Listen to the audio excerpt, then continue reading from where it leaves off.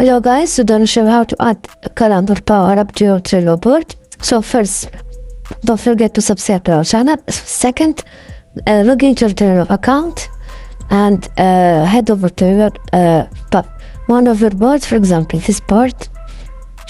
Now we'll see a power up icon here on the top right menu. Click on it. This automation, this power up, sorry. Click on add power ups, and for the search here, search for calendar power up, and here it is. Great, click on add. So here in this way you added power up of calendars in your Trello boards.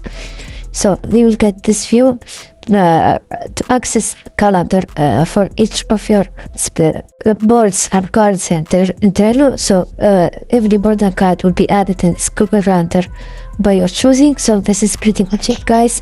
If you found this guide helpful, don't forget to like, subscribe, and leave a comment.